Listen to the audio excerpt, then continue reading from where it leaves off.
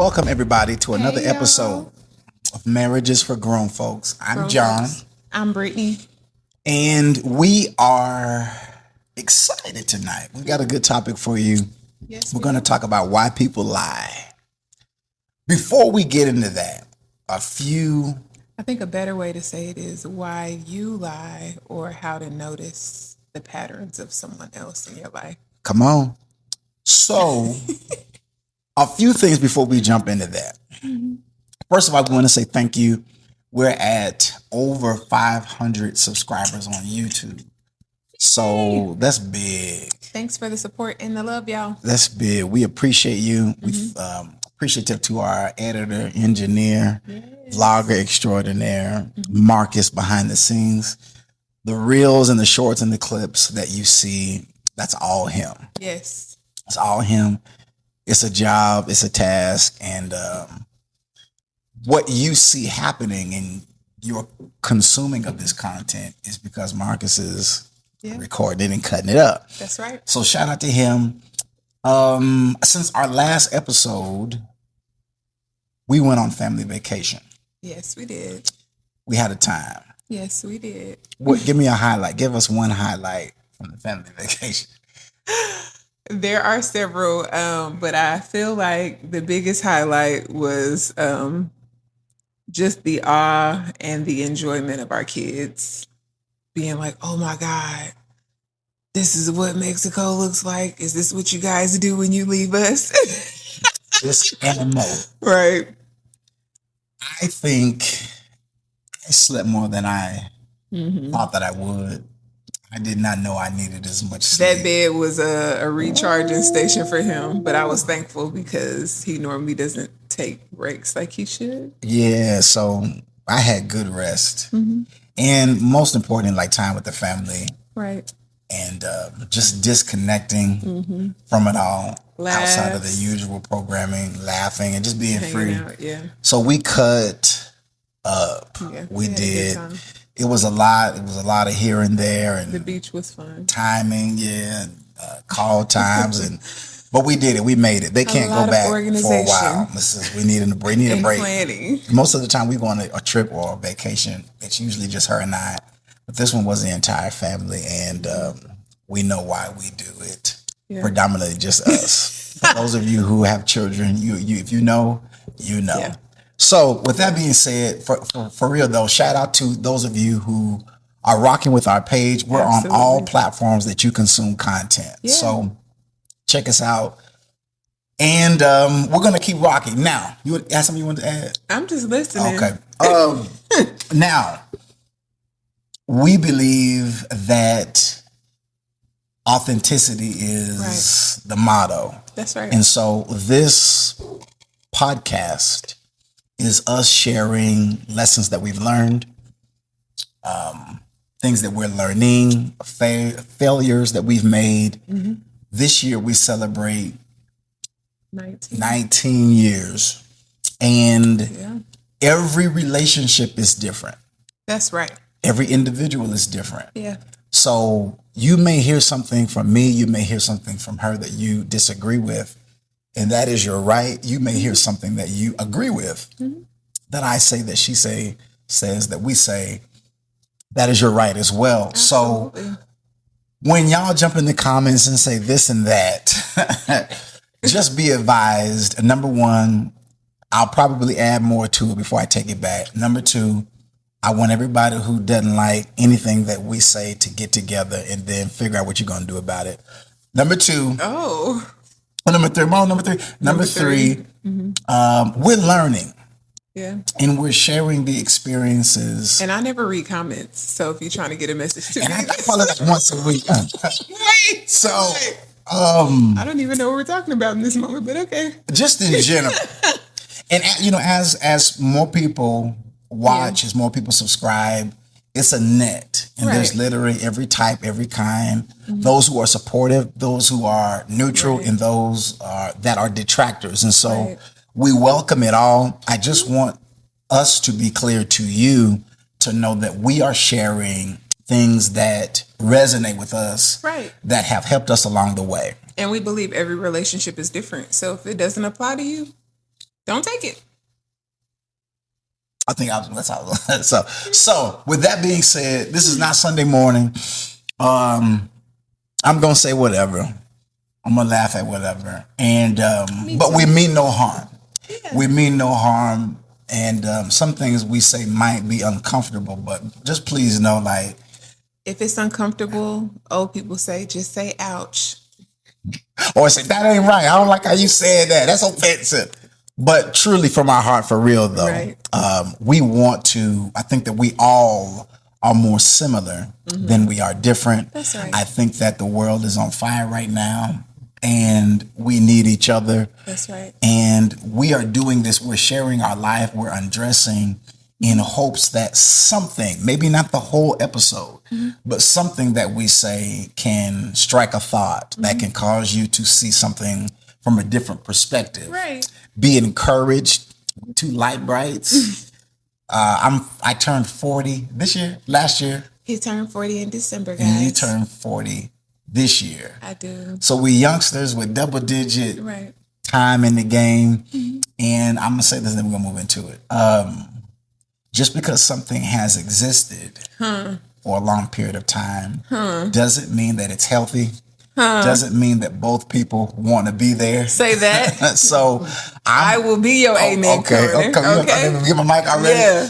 So listen, we are standing and we're communicating what has helped us get to 19.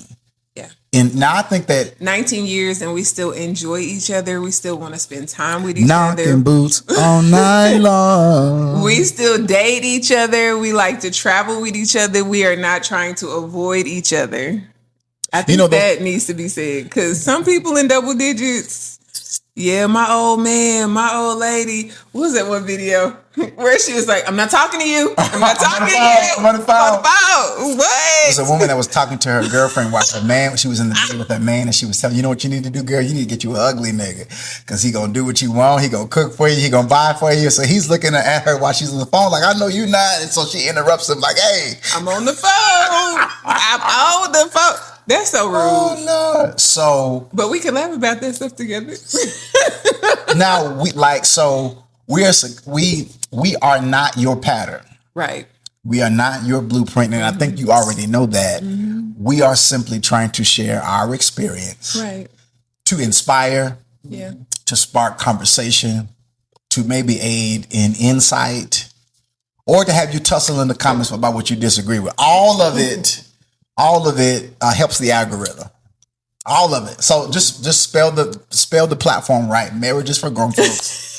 And if anybody gets to tussling too much in the comments, we'll just hit that. Invite you to our block party that we have annually. We hold it every week. So this is good though. But most importantly, shout out to those of you I'm trying to hold it. I'm sorry. Now listen, I say this all the time. When you hear someone sing, rap, preach, write, do a presentation, you see something that they've put their hands to, that they have created, and you don't know their whole life story, but you see it, you hear it in a moment, and you resonate with it. We love that, and I think that those who have hit the subscribe button resonate. Maybe they haven't seen every episode. Yeah. Maybe they don't watch it as much as we watch the Balloon Pop Show. We subscribe to the Balloon Pop Show. But you resonate with, even if you don't agree with everything they think, they feel, they stand on, there's something in what that person created. That's right. Who's your favorite R&B artist? If you could go to someone's tour tonight, we leave tonight, we jump on the plane, we go into somebody's tour, whose tour are you going to? Currently? A couple. Just give us I want to go to Jill Scott for sure. All right, JS. Or Areola music. Big Areola music. Tank. No, it was before the verses. I feel like Chris Brown would put on a really good show. True. Usher would put on a really good show. Turn it around for me. Thank you, baby. Jill Scott, Tank, Usher, Chris Brown. That's enough. I'm joking. I'm trying to think. Who else is out? Okay. Ooh. Why is my brain drawing a blank? I would go to a Jasmine Sullivan concert. Okay. Mm-hmm. All right. What about you? Give me PJ Morton. Oh, yeah, that's a good one. Robert Glasper. Mm-hmm. I'm gonna name I don't want y'all Tesla. Robert Glasper. Ari You Lennox. can tell who the musician is because you like right off the top was naming people who are gonna be playing instruments. But yeah, those would be good concerts. Ari Lennox would be a good one too. I need live band. It really doesn't matter. I'm not too particular as long as it's R&B. I love R&B. And you love Moneybagg Yo. Take me to a Moneybagg Yo concert. I'm not gonna know all the lyrics, but you gonna vibe. Yeah. He gonna make y'all think he know the lyrics. Give me a Mary J. Mary J. Blige. I got a long list. But Jill Scott. For different reasons, you got a long list. Erykah Badu. Take me to an Erykah Badu concert. I want to smell that incense. Yes. All in the fellowship hall. In the fellowship. So yeah, I love if it's live music. I need to hear that. I need to hear them drums. I need to hear live bass. I need to hear live organ. I need to hear live. So that's me. Yeah. I bring that point up. I asked you that because our favorite artist, if you've ever heard their audio biography and them tell their story, you can immediately notice why you resonate with them. That's good. A superstar, your favorite actor, your favorite athlete. There's just something about the way they do what they do that communicates to you in a deep way. And when you hear what they've survived, you say, that's why I rock with her. That's why I rock with him. That's why when they write, their pen connects with my heart because I've lived through some of the same things that they've lived through. So even if they're not telling you, this is how I was raised and this is my whole life story, you resonated. So I said that because the Marriages for Grown Folk channel, you may resonate more with her, you may resonate more with me. But we're just trying to be who we are in front of you so that if what we're doing resonates with you, that you will follow the journey. Boom. Now, lies, why people lie. And then you said something after that. Why do you lie? Why do you lie? So, okay. Because we always want to point the finger at the other person instead of looking introspectively. So we not calling y'all liars. We just saying if the shoe fit, go ahead and put it on. For tonight at least. Tell us, before we this is the jump into it. Jump. We double dutching? Relationships. Now, as long as we've been alive, as long as we've been together, it seems like relationships are like a very hot button, hot topic, conversation topic. Yes. And I think we know why, but tell us why, from your perspective, why relationships are important in the time and the day that we're living in. Well, in general, I would say relationships are important because no one wants to be alone. Like no one truly desires to be an island. And even if it's not a romantic relationship, people are looking for platonic relationships, some type of connection, some type of belonging so they don't feel, isolated and alone. I love it. Why is it important in our current climate, in our current culture? Because technology has really given us the ability to unplug from everyone. And so depression is on the rise. A lot of mental health things are on the rise, but I really believe that a lot of that stems from us not connecting like we used to. Like people used to go to each other's house and hang out and have a face-to-face conversation. People used to stay closer to their community. Now a lot of things as far as connection is social media or a FaceTime call. And it's just not the same as talking to somebody face to face. Like one of my favorite things to do is sit on the porch and talk. I mean, I'm a country girl, I get it, but still, I love it. It's so peaceful, it's relaxing, it's very resetting. It's just good. So tonight, I love that tonight, one of the main reasons why we're discussing lying is that based on what you said about social media, there's a heavy emphasis now in our time, in our culture, in our society, should I say, of the polish being, the branding and the image being presented one way. And I get it. TV, media, I don't get branding, marketing, it's all around us. There's no getting away from it 100%. So there's benefits to it, but I also think that with that, there is the temptation to lie. And not only lie to those that are on the outside of us, lie to self, but there's also a temptation to lie to self. And I think that we're going to discuss this, that lying, whether it's to self or whether it's to the person or the persons that you're in relationship with really can do big damage. Yeah. It's repairable, but it really can work to deteriorate what is being built. Ooh. All right, go ahead. You know, I just thought about the movie Hook, right? Okay, come on, take us. Because really that's what made him unplug from his family. He started like disowning who he truly was to fit in with societal norms. And it took his kids getting snatched and him having to go back to the original place to remember who he was. Even his wife was like, you promised us and the kids some real quality time. You on that phone. Get off that phone. And that's when it was a flip phone. Yeah. Trying to seal a deal, and it's like, I feel like sometimes we can lose sight of what is really important. Like, you know, don't get me wrong, deals are deals and that's what is providing your livelihood. But is it really worth it if it is like tearing your family apart? And or like you said, tearing you apart. Yeah, because he wasn't happy. No, we can't do this tonight. This okay. When you said that, Chris just sent me a clip about Lion King. Ooh. When Simba was lied to about his dad, and Rafiki tells him, "Come find. I seen your dad. I know where your dad is at." And he sends him into the forest to look into a puddle of water, and he sees his own reflection, and he says, "Look harder." He looks harder, and he sees the reflection of his dad in the water. That's right. And kind of starts to have this self-awakening moment that I've been lied to. I am somebody. Come on, who is that?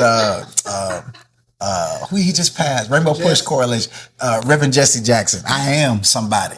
So this is to build.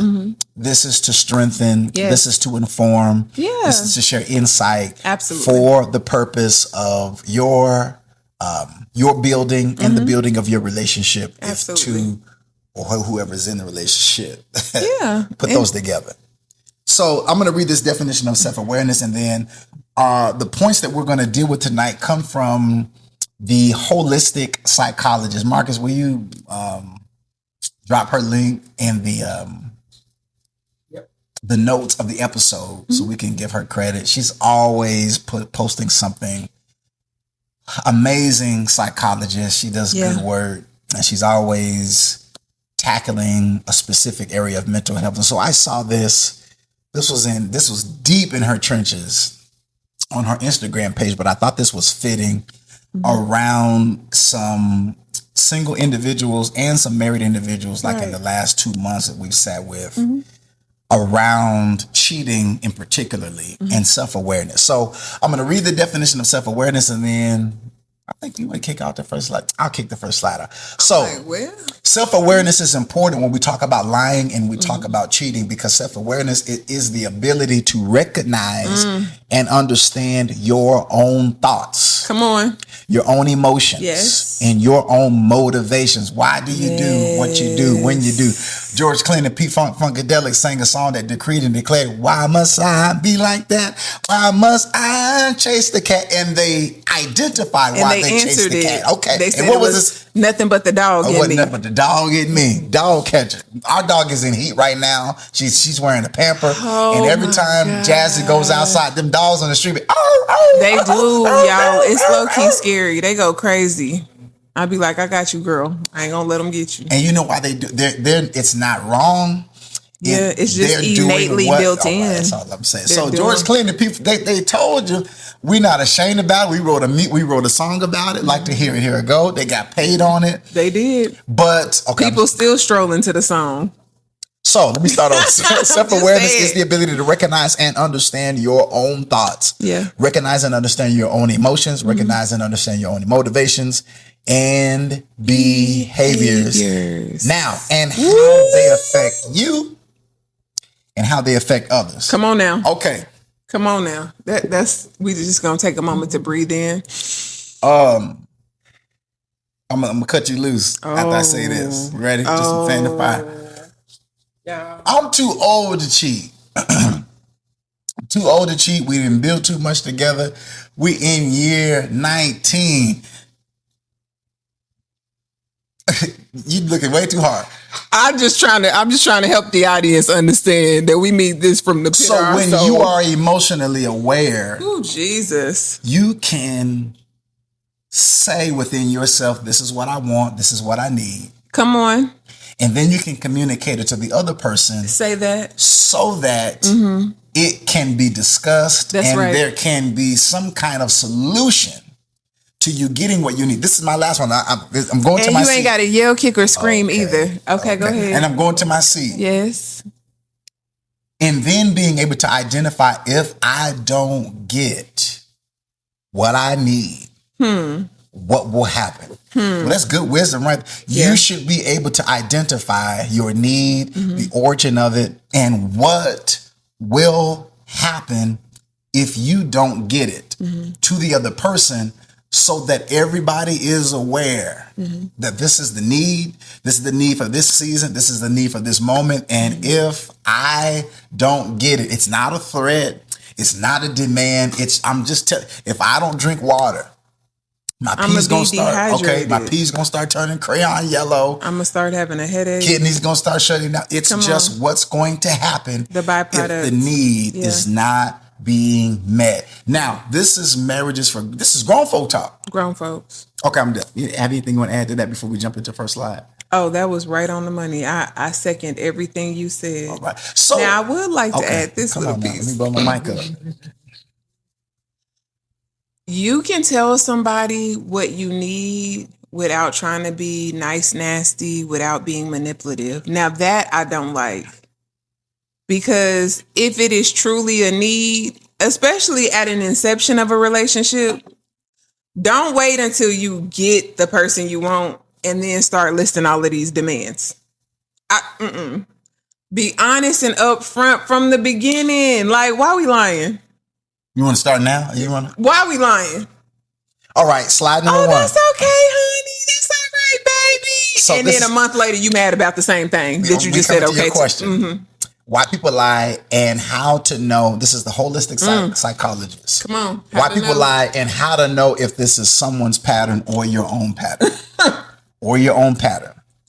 So you ask this question.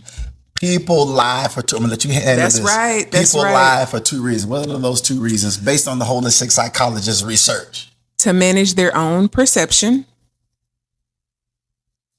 And to avoid shame and insecurity.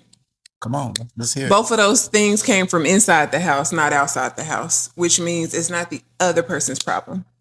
Sometimes we are our own problem. And if we're not willing to look at that, we're not going to be healthy in any type of relationship with someone. Romantic, platonic, none of those relationships will suit you if you're not willing to look introspectively first. Which one jumps out to you the most? The managing of your own, let's say if this was you, which one do you personally identify with? I love that she separated them, but I feel like they really overlap each other. Okay. Because people want to be perceived a certain way because they feel like if they are seen another way, then it's going to, highlight something they're insecure about or reveal an area of shame for them. So I really feel like they overlap each other. But I feel like most people, I'll say the second one to me is the root of it. Okay. To avoid shame or insecurity. And the first one is the surface level. Okay. So if you can identify, okay, maybe I have, illustrated something in a way to try to make myself look better. If you go a layer deeper, then you have to ask yourself, but why did you feel like that was even necessary? And then we normally arrive at to avoid shame or insecurity. So to me, one of the goals, and we learned this while flying the plane. This is not something that we came into the marriage already knowing, clear on, knowing, understanding, being able to articulate. Right. This was developed while the plane was going down at one point, and we were pulling up on the trying to mayday. But the goal became, I want to be me. Come on. And you want to be you. Authentically. Yeah. Can we work it out? Can you be you and can I be me? Can you sing? Can I rap? Can we get in the studio? Can you do the chorus and I do the verse? Yeah. Can we make this work? Yeah. Can I fulfill my purpose? Can you fulfill your purpose? Can I support you? Can you support me? Did we tell the story about Dr. Owens? I don't think we did. So we were at a service in town, and the pastor was celebrating his 20th year at that particular local congregation and his 40th year of preaching ministry. So he tells this story about him and his wife, his then girlfriend, on one of their first dates, and they were in California. He had bought this car that was paid for by himself of $600. He buys this car. The car doesn't have a back seat. And he runs out of gas on this date in LA, and he goes to the trunk to get the gas can out. Yeah. And he tells her, do you want to stay with the car while I walk to go get gas? Or do you want to go with me? And she looked at him and said, I'm going with you. And he said to himself, that was the day that I knew that this is the woman that I was going to marry. Now, those of you who have been wounded, those of you who that triggers, no, we're not saying that illustration will be the theme of the entire relationship. That you'll always be running out of gas and being in the dark. But there are times in the infancy of the relationship, no matter how much you know, no matter how much that you bring to the table, there will always be those moments where you get to see, like, is that other person really down? Right. Like, the building. And so that blessed me. I could have cried in the audience, because there will just be times when moments of adversity. Come on. So that is beautiful. I agree. I think that the avoiding of shame and insecurity would probably be the one that sticks out the most to me. And you should find someone, hopefully the person that you're with is the person who you said, I think I can spend the rest of my life with this person. If I get sick, I know that this person will advocate for me if there's a trach down my throat. Well, now that's a real question. Come on, that's all I'm saying. That's a real question, because, baby, try to get with somebody just because you think they look good with you, but they ain't really down for you, and get sick and watch how quick they disappear. Now, that's one of the saddest things I've seen as a nurse. Come on. Is how often people are there fending for themselves, having no one to advocate for themselves. Or have a spouse that was looking for a reason to. Most of these people have a spouse, and they be at the hospital by themselves.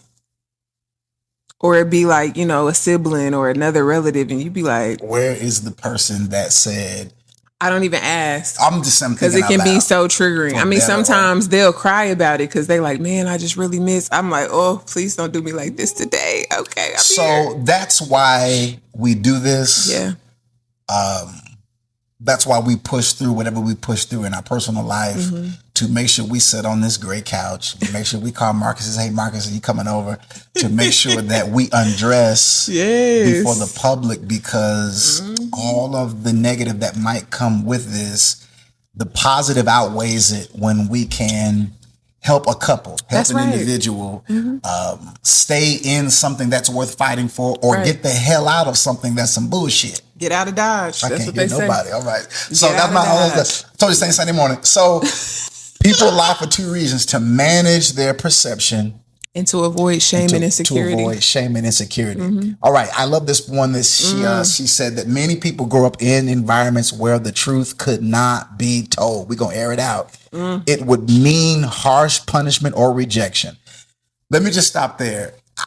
Come on. I don't. Yeah, This come could on. be a Bible study. Come on. This could be a Just go marriage ahead. class. I don't know which way to go. Many people grew up in environments where the truth could not be told. I think that when we talk about lying to self, and then secondarily when we talk about lying to those that are around us, we have to investigate how the truth was handled in our family of origin, in our home environment. What was done? How were people treated? How were people interacted with when they spoke truth? When Uncle so-and-so was touching whoever, when Auntie so-and-so was touching, so when there were family secrets, when there was BS, we think what happened in this house, stay in that house. Come on, and we did an episode on why that was even a thing in the Black home. And so we're still, as adults, sorting through this stuff that we didn't start, but it is our responsibility to understand it and to heal from it and to gain insight from it. And to stop passing it down to generations that are coming after us. I'm just saying. So those people who spoke the truth, those people in your church upbringing, who said, why do I need to give $500 to be blessed? Why do people that started asking questions?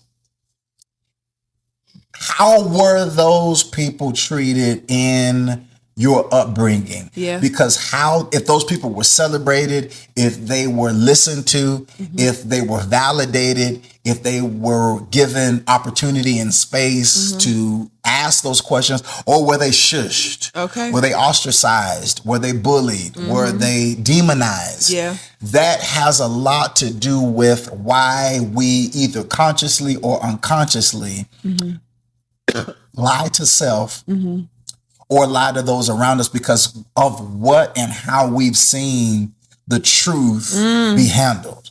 So if you're living in a home environment, if you're living in a religious, if you're a part of a faith community that does it, if you are at a work environment that does it. Now, remember, we said it early in this episode, like there is a whitewash over a lot of our society. And they said real recognize real.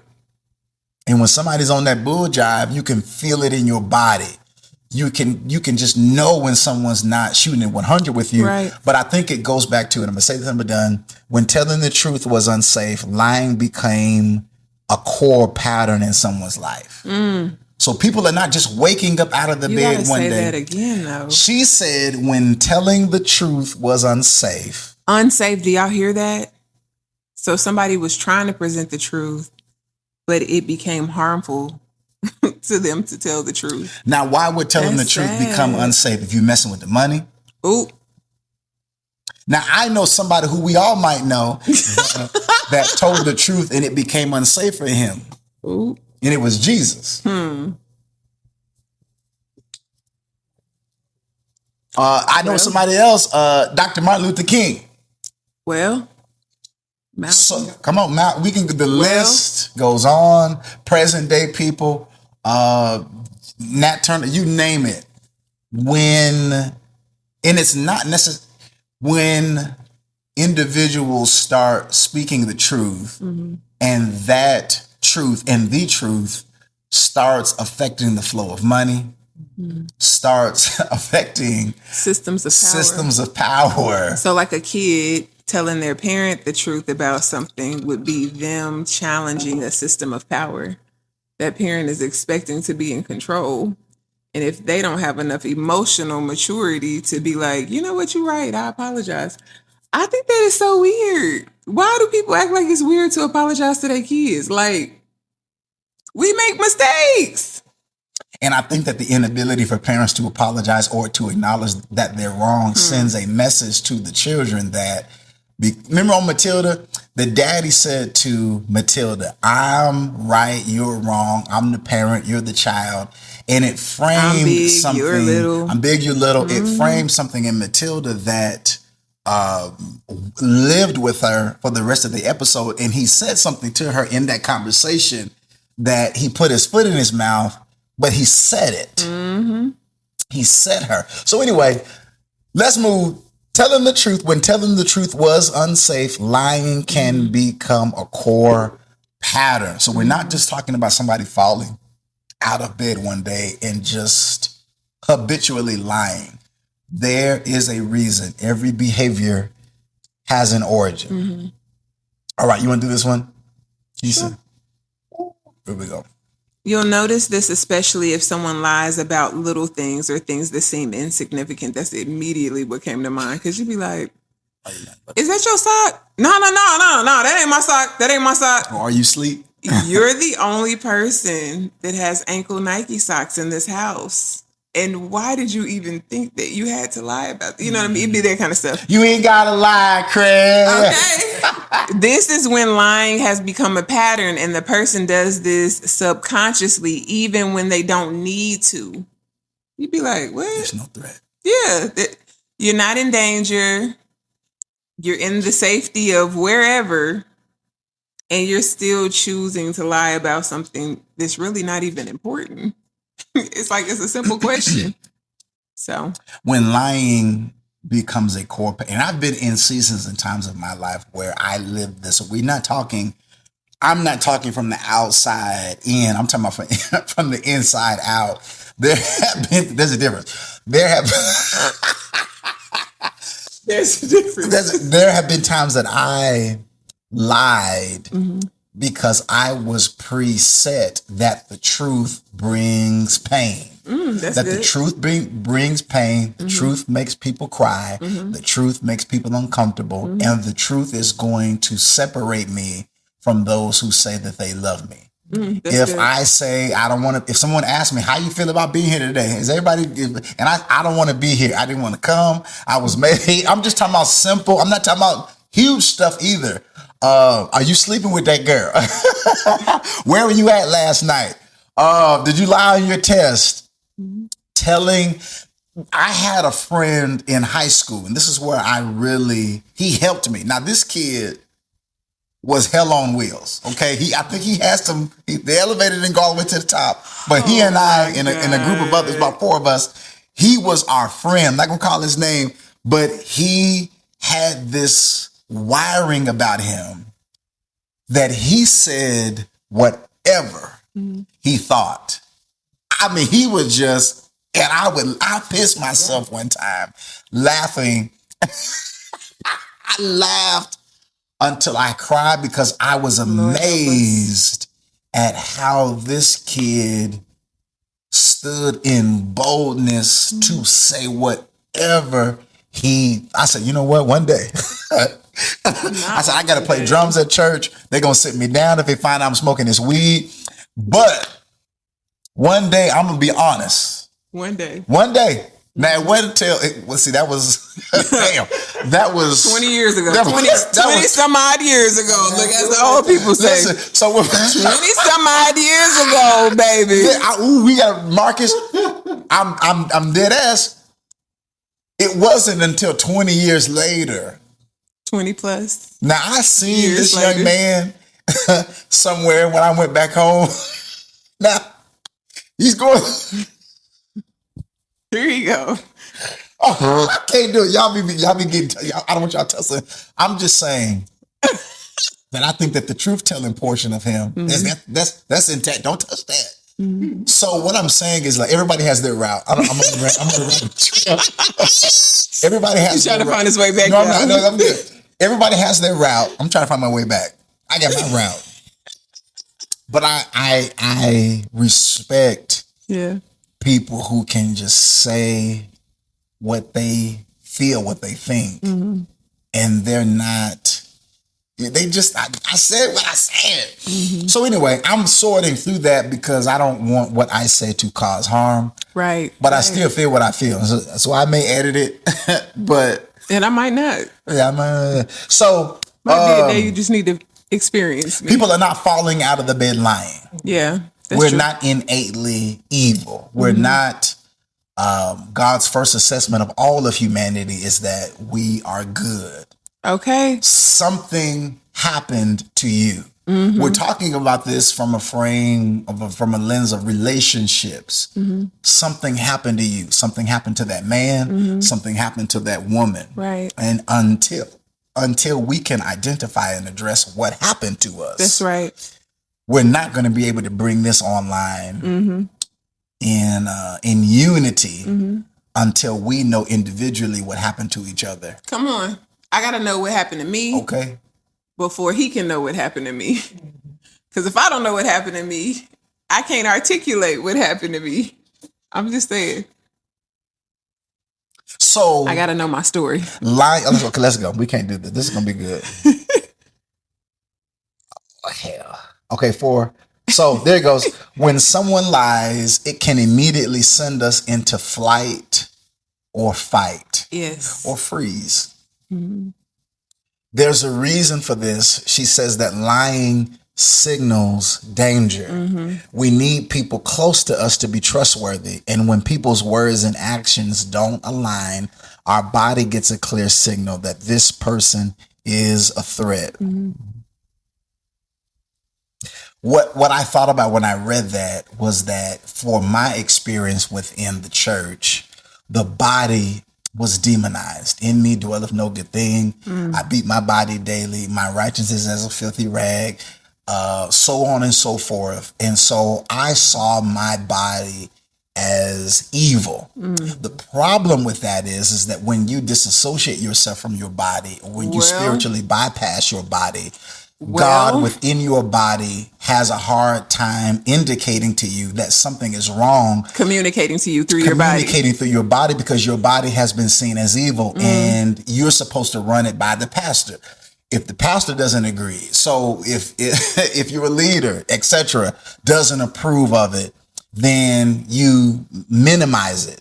So what I love about this is what she says is that when we need people close to us to be trustworthy, because there are reasons that lying signals danger. So our body, God in our body can communicate to us something is off, something is wrong, danger. But if your body has been demonized, then it makes it difficult for God to alarm you and alert you within your body. There are things that I felt that God indicated to me in different environments when I grew up. There was the pending divorce. There was chaos behind closed doors. There was the potential or the probability. My parents were getting ready to divorce and my body was feeling this separation, but I didn't have the vocabulary to articulate it. I don't think my mother at the time yet was communicating to me, listen, me and this man ain't gonna make it. But God in my body started to alert me. I've been at people's homes and it was a single mother, just a church mother. And I would go to this particular woman's house. I'm not gonna call her name. And I'll be feeling something. I'm saying, what every time I go over to Mother So-and-so's house with my son, it wasn't until I got older that that's something that I was feeling. I said, that mother was. So anyway, I love when she says we need people close to us that can be trustworthy. And when people's words and their actions don't align, our body gets a clear signal. This person is a threat. So you said it earlier, we're wired for community. Yes. We're wired for relationship. Yep. God made us to be interconnected with one another. Even in scripture, when we see the word you, it's plural.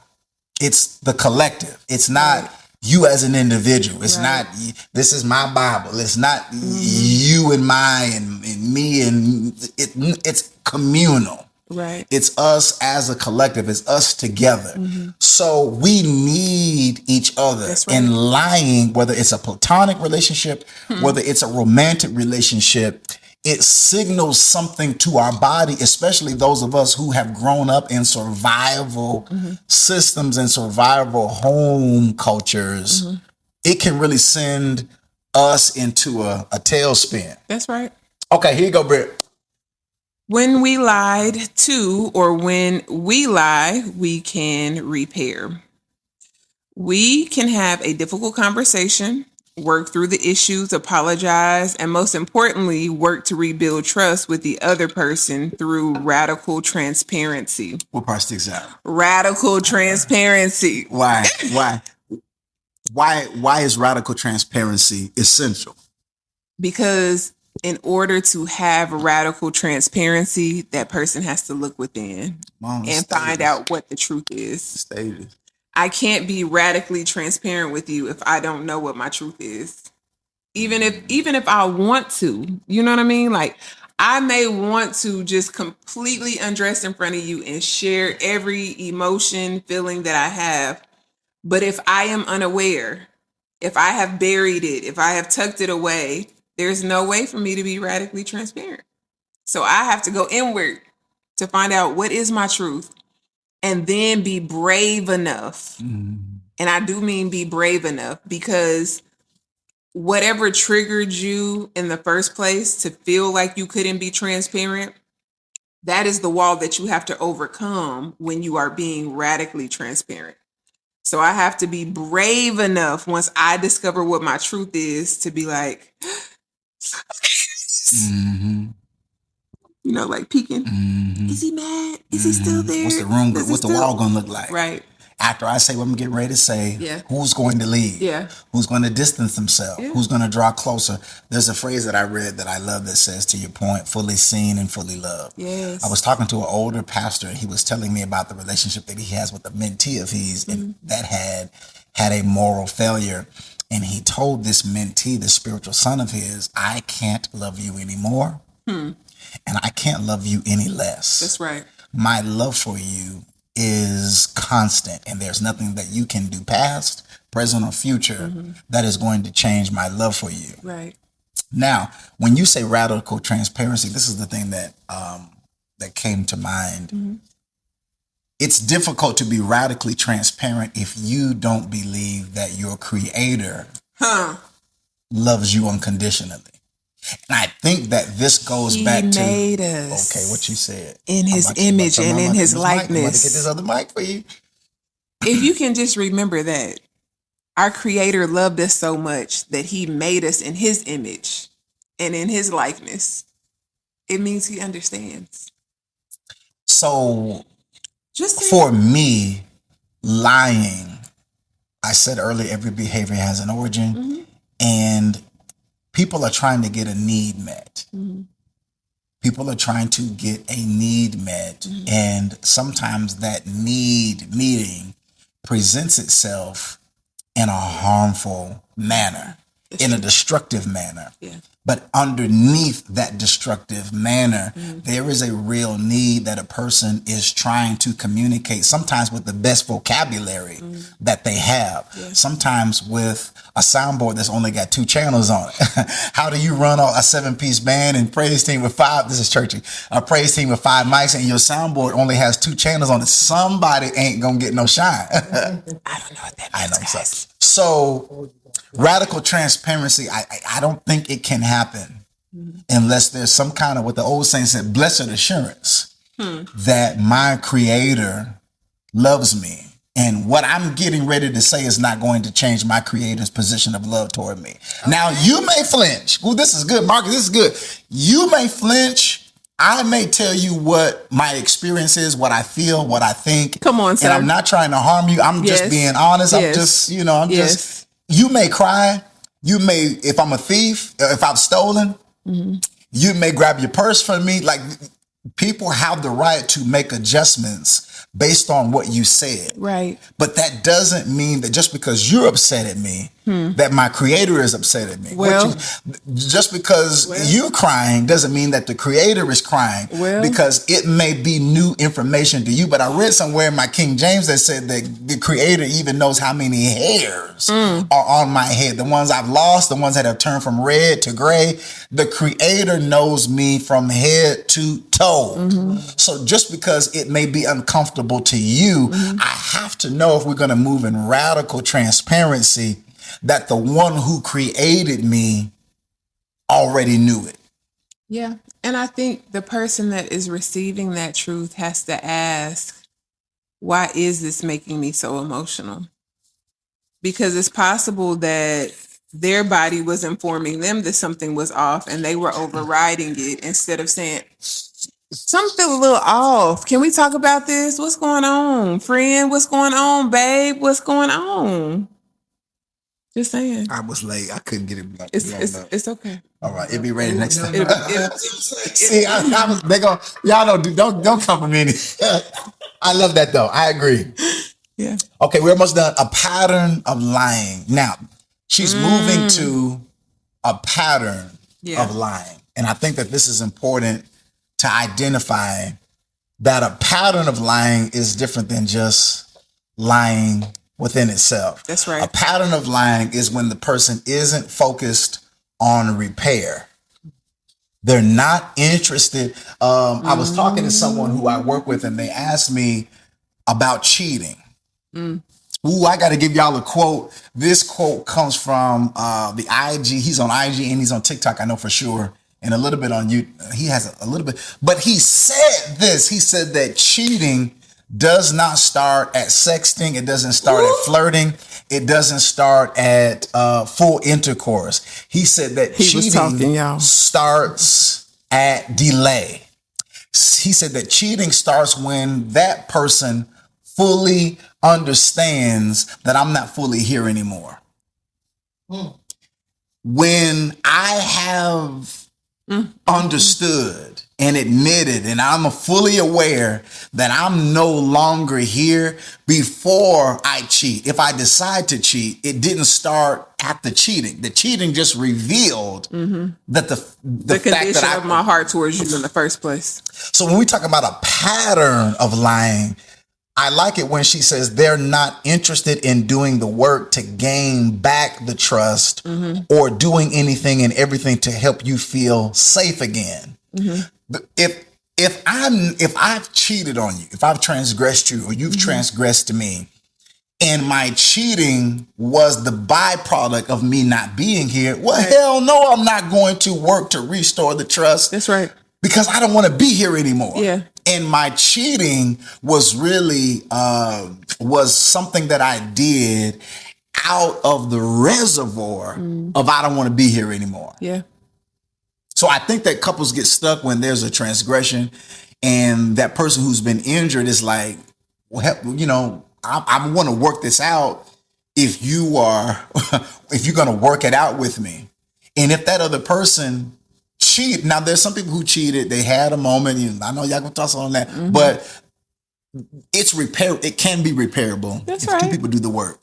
But if I cheated because I really don't want to be here, and I don't want to put the work in to help restore your trust, right? It's probably because I don't want to be here, and I just don't want to say it. So the person who asked me about the question, I said, I don't think that person want to be with you. And I don't think the question is about if they want to be with you or not. I think the question is about how much bull do you want to put up with? And we started talking about God in our body indicating to us, I can't do it no more. Have you ever been in a situation? Let's interview you for a second. Have you ever been in a situation where your head was like, I'm just going to keep going because I'm a loyalist. But God in your body said, yes. Can you just you pass, 20 years, 10 years, whatever you. I would say several times in my upbringing and in my adulthood, I have experienced that very feeling. Like, do I stay and transgress myself? Or do I make the conscious decision to choose me? Tough choice. It can be. Because sometimes choosing you is tied to so many other things that initially it can create a domino effect. But to me, long term, I have to choose me. You make me talk. Because if I am not okay, no one around me will be okay because they are receiving the residual of what's going on with me. Have you ever been around somebody and you know they chaotic? more so than they know they chaotic. And you be like, you just love chaos, don't you? Chaos just follow you everywhere you go. Like, get away from me. I don't want to be a part of that. Craig's dad told Smokey and Craig, you stay inside. You stay inside. You always got something going. It's always some. He told him to go home. Go home, Smokey. You always got something going on. You always in something. So, okay, that's good. Did you finish that one? You finished it, I thought. A pattern of lying. You said that people just want you to move forward instead of like actually doing the work to help that person heal, feel safe, and restore the trust. Instead, they're more focused on just moving forward, which ultimately means I don't want to deal with this. Okay, go ahead. A pattern of lying happens when details of their life and story change often. The truth will always be the truth. I don't know how many people I had to say that to in my life. The truth doesn't change. It stays the same. So when I ain't even gonna be petty, I'm just gonna leave it at that. They are regularly secretive and evasive. Yeah. The truth will always be the truth. And you shouldn't have to hide the truth. You shouldn't have to tiptoe around the truth. The truth is the truth. Just saying. They are often defensive, even around small questions. Why you always questioning me? Why you always got? Because I'm curious. Because I want to know. Because we're in a relationship, and that's why is Pizza Hut texting you at 3:30 a.m. in the morning? Okay, I got a question though. You joke about that, but do people really do that? Yes. Okay. Why is Papa John's calling you? Why you got 3 missed calls from Papa John's? That is such a prison. Sad. Okay, I was trying to be nice. That's such a sad reality. It is. Because whoever is doing that, they think that they getting away with something, but they the ones in shackles. Like, you're the one in bondage. If you got somebody in your phone as Pizza Hut, Domino's, Papa John's, anything crazy like that, do you realize you're not allowing yourself to live a life of authenticity? You're living a lie every day. You breathing it in, inhaling and exhaling a lie. And what? That's crazy. I was sorry. Let me change it. This is real. But let me see. I gotta tell y'all this. I was talking to this is no lie. I'm telling you facts. I was talking to some young guys at a middle school the other day, and I was in the lunchroom with them because I was delivering some backpacks to their school, and it was 3 of them, and one had just broken up with his girlfriend. And so the 2 that were sitting with him started clapping and congratulating him because he had made the decision to break up with his girlfriend. And this, he's free now. He's free now. He's free now. And I said, wait a minute. I said, y'all do realize that he was free before he made the decision to break up with said girl. And I said, y'all are implying that this phone held the keys to his freedom. That phone had his freedom papers in it. And they kind of scratched their head like, what? Oh, gee, yeah, you're telling her. So I think that I thought about that when you said a prison, what I think sometimes we don't realize based on our conditioning, based on how we were raised, based on whatever, that we're grown. That you and I are grown. You and I, T.Y. have the right to choose what we want to do and what we do not want to do because you are an adult. You pay your own bills. You go to work. Don't you? You get your own check. At least you should. Don't you? So if you do, then why would you feel like you have to lie? This is what I was going to say. When you look yourself in the mirror. Whoo, baby. When you can look yourself in the mirror and say, I'm okay with the decision that I've made. When you can't, that's something that you and your creator have to work out. Now, when we're grown, because we're grown, there are responsibilities. We have children, we have careers, we have community, we have jobs, we have bills, we've got a mortgage. So there are responsibilities and there's business that you might have to sort out. Right. When you stand on business and choose you. And sometimes you need to know how to choose you. You can't choose you. If you want your job, you can't choose you in a manner that's going to get you fired unless you're prepared to let them walk you out. Have all of your ducks in a row. Okay, so don't be foolish. All right, that's what I'm saying. So in choosing you, there's a way to choose you. There's a wise way to choose you. And at least there's a way to do it where you have counted up the cost. And I've talked to some people in the last 4 years that have said, no, whatever it costs. If it costs me it's sleeping outside, I'm just willing to do that because I'm not going to lie to me. I can't look myself in the mirror lying to me. Right. If I'm going to be honest, Michael Jackson decreed and declared, I'm looking at the man in the mirror. And I'm asking him to change his ways. Now, this is new Michael Jackson. This was light-skinned Jack. This is Mike's light-skinned. Why you gotta be so petty? It still was the same him. Okay, let's go. We gotta close this up. Oh my God. It still was him. And we changed though. We evolved. Who you were, who I was. We went to visit our friends, and I've known him and his wife for over 15 years, and they had a picture of their wedding day on their wall, and both of them look different. Both of them have gained and lost weight. He had hair. He ain't got no hair no more. And we both asked them, are those people still alive? Are those people that are on that picture, are they? And they said, those people are gone. We're not those same. We were kids. We were afraid. Right. They've been married, I think, 15, 16, 17 years as we have. And they said, we're not the same. We didn't know what we wanted. We were sorting through. There were things that we discovered about ourselves. There are things that we discovered about each other. So what I'm saying when I speak on Mike, even in the joke on that, I'm dead serious that who you look in the mirror and see at 50 is not who you look in the mirror and see at 20.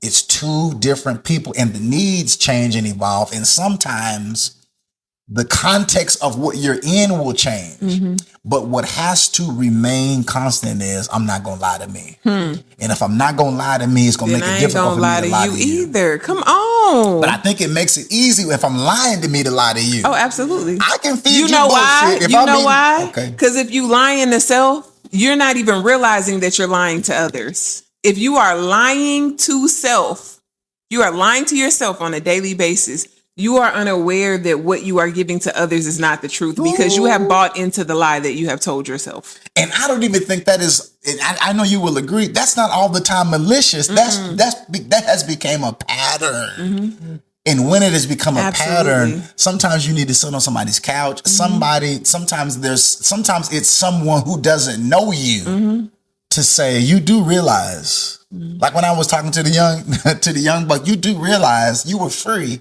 Freedom was always there. If you wanted to break, if you want, all you had to do was just say you weren't, and if you was confined, why did you commit to a relationship that was going to have you confined?